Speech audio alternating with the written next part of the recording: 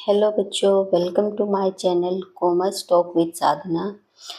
ये हमारी 4th video है और हमने पहले 3 वीडियो हम कर चुके हैं। हमारी प्लेलिस्ट का नेम है class 12 accountancy fundamental of partnership. हम पहले 3 वीडियोस हम कर चुके हैं। जो लास्ट वाली वीडियोस थी उसमें हमने किया है करंट अकाउंट फॉर्मेट कि करंट अकाउंट कैपिटल अकाउंट बनाते कैसे। ओके, अगर आपने नहीं देखी है तो प्लीज़ गो एंड वॉच। तो कैपिटल करंट अकाउंट हम कैसे बनाते हैं ये हमने उसमें सीख लिया था। तो अभी आज हम क्या करने वाले हैं, आज का हमारा टॉपिक है प्रॉफिट एंड लॉस अकाउंट और profit and loss appropriation account. First of all आपको ये ध्यान रखना ज़रूरी है, एक होता है हमारा profit and loss account, second one is profit and loss appropriation account. दोनों ही अकाउंट डील किससे करते हैं, प्रॉफिट से, लेकिन पर्पज़ अलग अलग है। तो हम एक एग्जांपल लेते हैं, उससे आपको जल्दी समझ आएगा कि प्रॉफिट एंड लॉस अकाउंट और प्रॉफिट अकाउंट अलग अलग कैसे हैं। देखिए, प्रॉफिट एंड ये हमारी एक फर्म है, मैंने आपको कल भी ये सेम एग्जांपल दिया था। ये हमारी फर्म है, ये हमारे पार्टनर्स हैं। फर्म और पार्टनर्स के बीच में बहुत सारे ट्रांजैक्शंस होती हैं, जैसे interest on capital, interest on loan, interest on drawings या फिर कैपिटल इंट्रोड्यूस करना, विड्रॉल करना, कमीशन, सैलरी, बहुत सारी चीज़ें होती हैं। और फर्म और आउटसाइडर्स के बीच में भी बहुत सारी ट्रांजैक्शंस होती हैं। ये है आउटसाइडर्स और ये है पार्टनर्स, ये है फर्म। ओके, तो जो फर्म और आउटसाइडर्स के बीच में ट्रांजैक्शंस होती हैं, हमने कल पढ़ा था कि उन ट्रांजैक्शंस को हम क्या बोलते हैं। उन ट्रांजैक्शंस को हम बोलते हैं, अगर थर्ड पार्टी के साथ कोई ट्रांजैक्शन हो रही है तो वो ट्रांजैक्शन हमारी रहेगी charge against profit.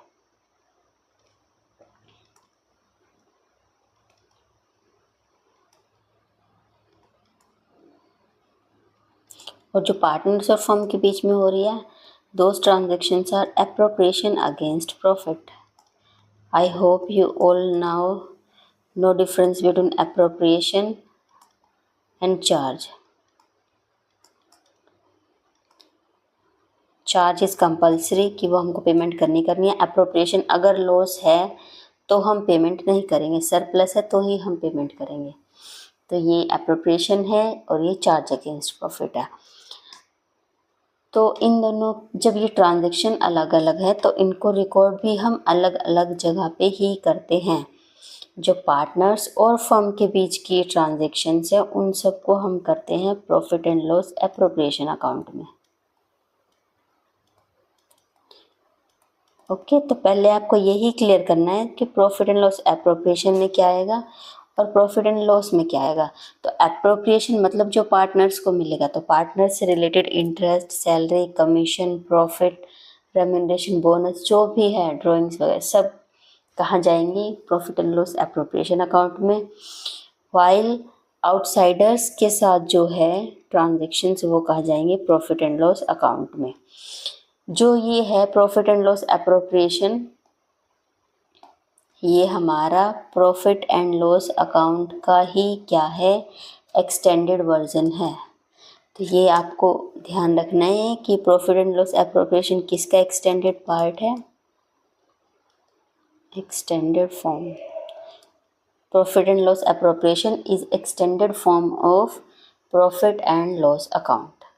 Okay, clear.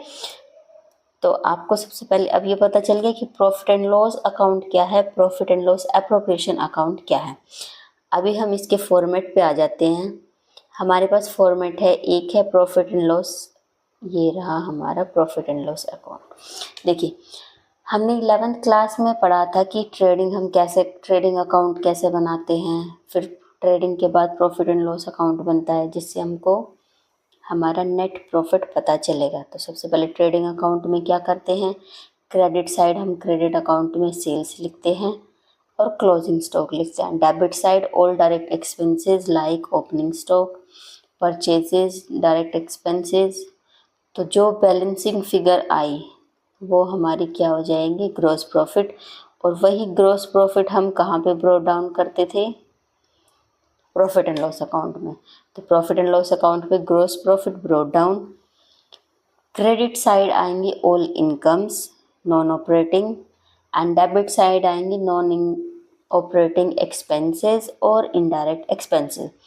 तो जब हम इनकम और प्रॉफिट में से एक्सपेंसेस माइनस करते हैं तो हमारा आ जाता है नेट प्रॉफिट। अभी आपको समझ आया हम क्या कर रहे हैं। फर्स्ट अकाउंट, फर्स्ट का जो कैरी डाउन था वो इधर ब्रोट डाउन हुआ सेकंड अकाउंट में। सेकंड का जो कैरी डाउन है वो कहाँ पे ब्रोट डाउन होगा, थर्ड में। इसीलिए मैंने आपको ये कहा था कि जो प्रॉफिट एंड लॉस अकाउंट है वो एक्सटेंडेड फॉर्म है, प्रॉफिट एंड लॉस एप्रोप्रिएशन है वो एक्सटेंडेड फॉर्म है प्रॉफिट एंड लॉस अकाउंट की। क्योंकि हम इसकी जो बैलेंसिंग फिगर है उसको हम ब्रोट डाउन कर रहे हैं यहाँ पे। और एप्रोप्रिएशन अकाउंट किससे रिलेटेड था, पार्टनर से रिलेटेड था। तो इसमें हम सभी पार्टनर से रिलेटेड ही जो ट्रांजैक्शन से आइटम्स है वही लिखेंगे। अब देखो ड्राइंग्स क्या होती है, ड्राइंग्स मैंने बताया था कि अगर फर्म में से कोई पैसे पार्टनर्स अपने यूज़ के लिए निकाल ले, पर्सनल यूज़ के लिए, तो उसको इंटरेस्ट बोलते हैं। तो वो पार्टनर के लिए क्या हुई, एक तरह की लायबिलिटी, लोन। तो उस लोन पे जो इंटरेस्ट मिलेगा, तो जब पार्टनर की लायबिलिटी है तो फर्म की क्या होगी, वो इनकम होगी। तो जो फर्म की इनकम है वो सब आएगी क्रेडिट साइड। तो प्रॉफिट एंड लॉस का जो हमारा प्रॉफिट है वो in credit side, bye interest on drawings credit side. और अगर कोई लॉस है पार्टनर के कैपिटल अकाउंट में तो वो भी फर्म के क्रेडिट साइड ही आएगा। डेबिट साइड क्या आएगा, जो फर्म के लिए एक्सपेंसेस है, फर्म के लिए खर्चे क्या क्या हो सकते हैं जो फर्म पार्टनर को देंगे। क्या देते हैं फर्म पार्टनर को, क्या देता है, इंटरेस्ट ऑन कैपिटल भी देता है, पार्टनर को सैलरी भी देता है, कमीशन भी देता है। लेकिन आपको एक बात ये ध्यान रखनी है, जबकि जो ये रिजर्व है ये फर्म अपने लिए क्रिएट करता है, तो ये पार्टनर्स अकाउंट में नहीं जाएगा। इसी प्रॉफिट में से ही माइनस होगा एप्रोप्रिएशन में से। क्यों, क्योंकि ये एप्रोप्रिएशन अगेंस्ट प्रॉफिट है कि अगर सरप्लस हुआ तो हमने रिजर्व बचा लिया, नहीं होता तो रिजर्व नहीं बचता। तो इसीलिए एप्रोप्रिएशन में आ रहा है, लेकिन इसका पार्टनर से रिलेशन नहीं है।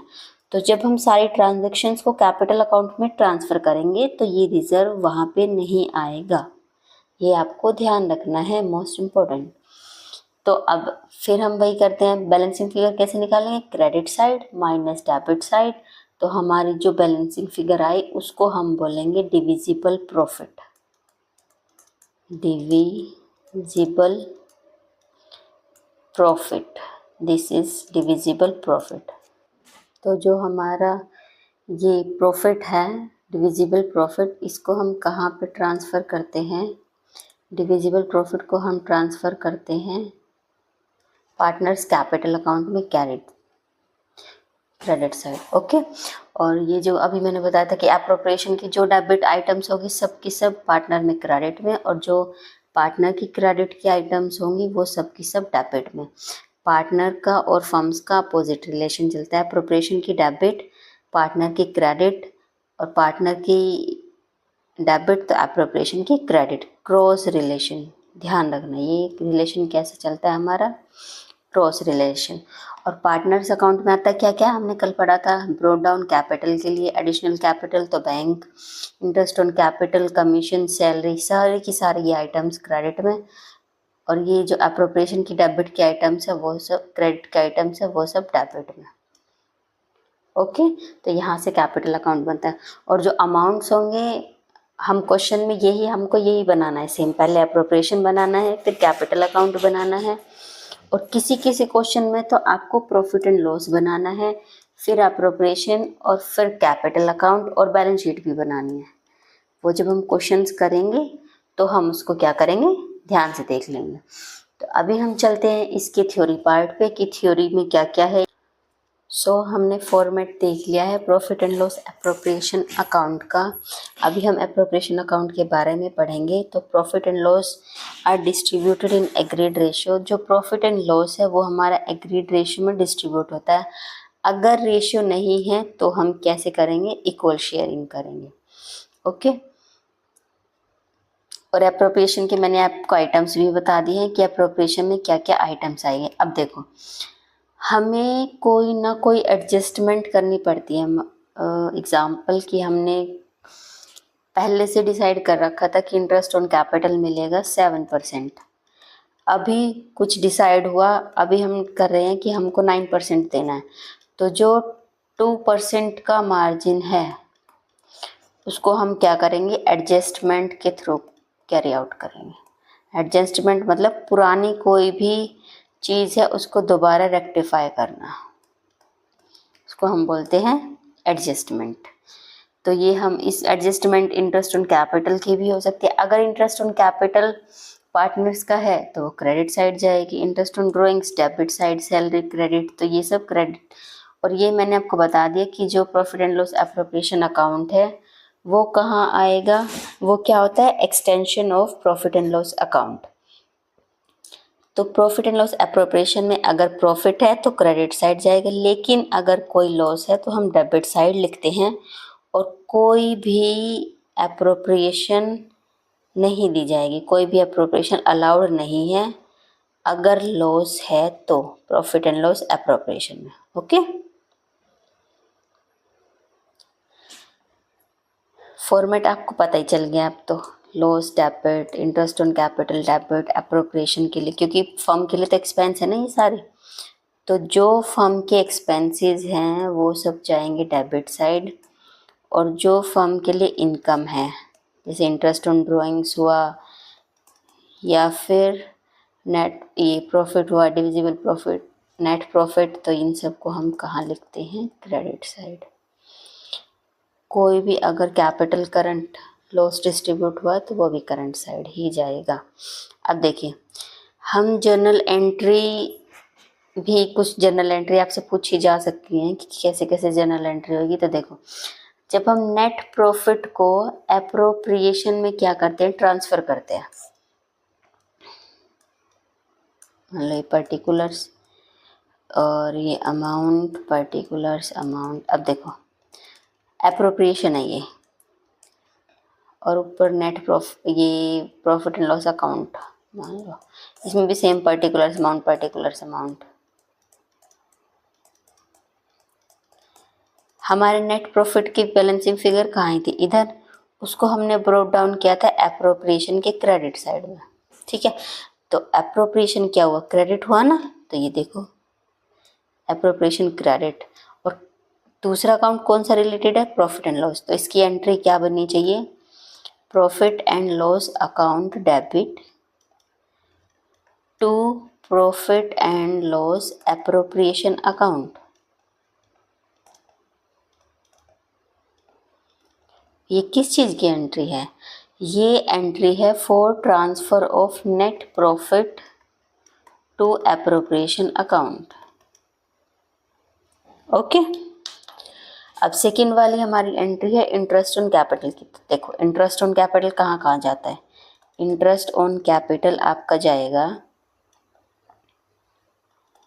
दो जगह। एक जाएगा ये प्रॉफिट एंड लॉस एप्रोप्रिएशन में, दूसरा जाएगा ये पार्टनर्स कैपिटल अकाउंट में। क्लियर ना।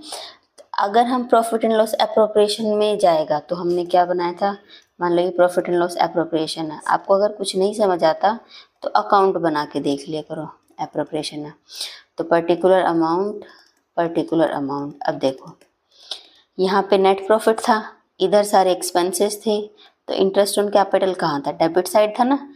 तो किसके, प्रॉफिट एंड लॉस अकाउंट में डेबिट साइड। ठीक है, क्या था debit side, interest on capital. ठीक है, तो इंटरेस्ट ऑन कैपिटल हमारा क्या हो जाएगा, क्रेडिट। और क्या डेबिट था, किस अकाउंट में डेबिट था, एप्रोप्रिएशन में था ना, तो ये डेबिट हो जाएगा। तो इसकी क्या एंट्री होगी, principal profit and loss appropriation account debit to interest on capital. ये हमने अप्रोप्रिएशन से चार्ज किया है, और जब हम इस को कैपिटल अकाउंट में भेजते हैं तो क्रॉस में चलता है ना, अप्रोप्रिएशन के डेबिट में तो पार्टनर कैपिटल अकाउंट क्रेडिट होना चाहिए, सेम एंट्री ये है। तो टू पार्टनर कैपिटल अकाउंट, और डेबिट में क्या होना चाहिए, इंटरेस्ट ऑन कैपिटल। ओके, तो ये हमारी क्या रहेगी, इंटरेस्ट ऑन कैपिटल की। सेम है इंटरेस्ट ऑन ड्राइंग्स की, बस ये अपोजिट साइड जाएगा। क्यों, इंटरेस्ट ऑन ड्राइंग एप्रोप्रिएशन में कहाँ था, क्रेडिट साइड, ठीक है ना। तो पार्टनर के कहाँ जाना चाहिए, पार्टनर की डेबिट साइड। तो सबसे पहले एक एंट्री होगी प्रॉफिट एंड लॉस वाली, एप्रोप्रिएशन वाली, और दूसरी होगी पार्टनर वाली। तो जो पार्टनर वाली है उसमें क्या रहेगा, partners capital account debit, appropriation में क्रेडिट है तो पार्टनर डेबिट होना चाहिए। तो partner capital account debit to interest on drawings first, और सेकंड जो अप्रोप्रिएशन वाली है, एप्रोप्रिएशन में क्रेडिट में थी ना, तो profit and loss appropriation account credit होगा और डेबिट में जाएगी इंटरेस्ट ऑन ड्राइंग्स। सेम हमारी सैलरी के साथ है, सैलरी की भी दो एंट्री होंगी। आपको ध्यान रखना है कि हम ये चीज़ें कहाँ कहाँ लिखते हैं, दो जगह लिख रहे हैं ना। जैसे सैलरी है, सैलरी एक हमारी आएगी प्रॉफिट एंड लॉस एप्रोप्रिएशन में, क्योंकि पार्टनर की सैलरी है। अगर थर्ड पार्टी होती है, एम्प्लॉय की सैलरी होती है, तो कहाँ लिखते हैं, प्रॉफिट एंड लॉस में। और एक जाएगी पार्टनर के कैपिटल अकाउंट में, है ना। तो जो एप्रोप्रिएशन में, अब आप ये बताओ, एप्रोप्रिएशन में फर्म के लिए तो खर्चा है ना, तो एप्रोप्रिएशन में ये डेबिट थी, तो एप्रोप्रिएशन को करेंगे डेबिट, और किस चीज़ से क्रेडिट होएगी, सैलरी से। ऐसे ही इसमें जब एप्रोप्रिएशन के लिए डेबिट है तो पार्टनर के लिए क्या होगी, क्रेडिट होएगी। तो पार्टनर्स कैपिटल अकाउंट क्या होगा, हमारा क्रेडिट होगा, और किससे क्रेडिट होगा, सैलरी से। अंडरस्टैंड। सेम हमारे प्रॉफिट एंड लॉस के लिए है, दो एंट्री जाएंगी, एक हमारी एप्रोप्रिएशन के लिए, एक हमारे पार्टनर्स के करंट और कैपिटल अकाउंट के लिए। Got it. इसमें एक प्रॉफिट की है, एक प्रॉफिट की है, एक लॉस की है। प्रॉफिट हमारे पार्टनर्स के क्रेडिट साइड जाता है, और लॉस है तो पार्टनर्स के डेबिट साइड जाता है।